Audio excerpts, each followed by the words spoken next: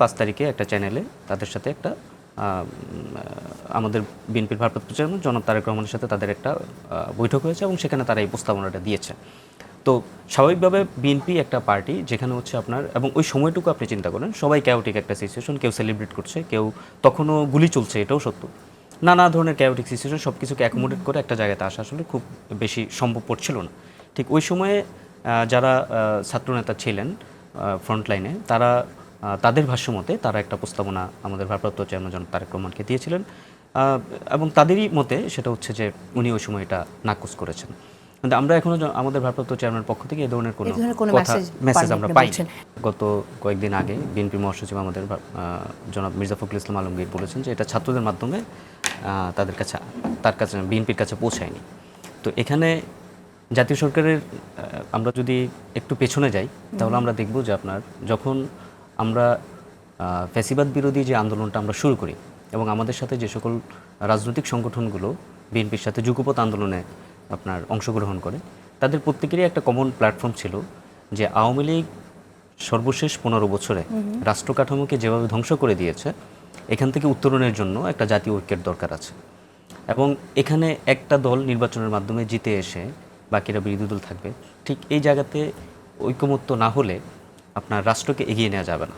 তো ওই চিন্তা থেকে আপনার বিএনপির পক্ষ থেকে এই ধরনের প্রস্তাবনা ছিল জাতীয় সরকার না হোক, যে কোনো একটা ফরম্যাটটা ঠিক হয়নি, বাট সকলকে নিয়ে এক ধরনের একটা জাতীয় ঐক্যের একটা সরকার গঠন করা হবে, এই ধরনের প্রস্তাবনাটা বিএনপি থেকে এটা ছিল। এটার প্রথমের ইনিশিয়েটিভ কিন্তু বিএনপির পক্ষ থেকেই। তো পরবর্তীতে তো একটা বৈষম্যবিরোধী আন্দোলনের হাত ধরে এক দফার মাধ্যমে হাসিনার পতন হলো।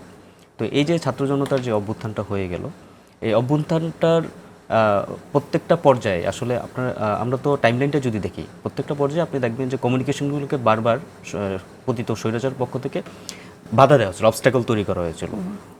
আমাদের অনেকের কাছে আমরা একটা অ্যানালগ যুগে পৌঁছে গিয়েছিলাম, এরকম একটা পর্যায়ে গিয়েছিল, আমাদের কমিউনিকেশনে নানা রকমের বিঘ্নতা সৃষ্টি করা হয়েছিল। বিএনপির শীর্ষস্থানীয় সকল নেতৃবৃন্দকে অলমোস্ট কারান্তরীণ করা হয়েছিল। তো এই ধরনের আনুষ্ঠানিক কোনো আলোচনা আসলে হওয়া ওই সময়ে সম্ভব হয়নি। তো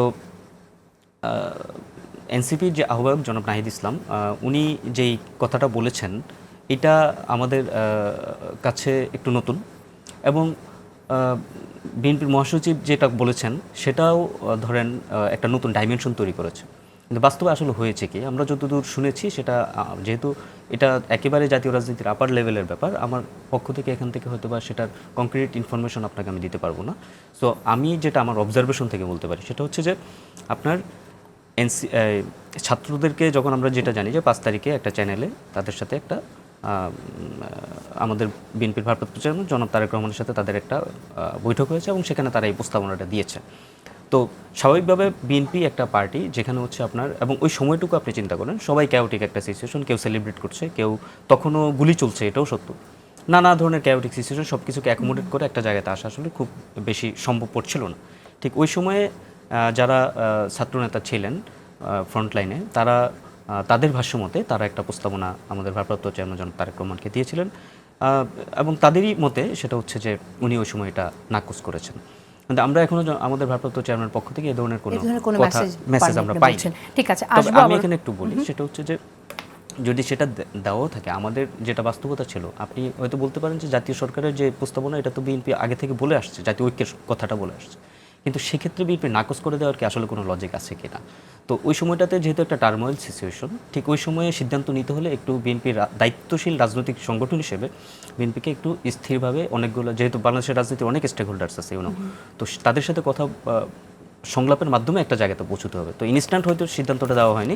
আমি এতটুকু বলতে পারবো যে সেই ক্ষেত্রে হয়তো বা পরবর্তীতে কোনো সমন্বয়ের মাধ্যমে বিএনপির মহাসচিবের মাধ্যমে যেটা বলেছেন সেটা হতে পারে, যেহেতু এখনো আমরা বিএনপির ভারপ্রাপ্ত চেয়ারম্যানের ফর্মালি কোনো প্রপোজাল যায়নি এটা। ঠিক আছে, ধন্যবাদ ফারহান আপনাকে।